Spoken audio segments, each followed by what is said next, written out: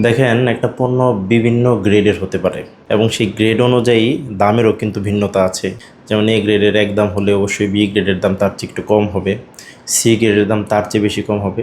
এক্ষেত্রে আপনি পণ্যগুলো কিভাবে যাচাই করবেন? অবশ্যই কোয়ালিটি দেখে, যে এটার কোয়ালিটি ভালো আপনি অবশ্যই মনে করবেন যে এটার গ্রেডটা ভালো, সেই ক্ষেত্রে এটার দামও বেশি।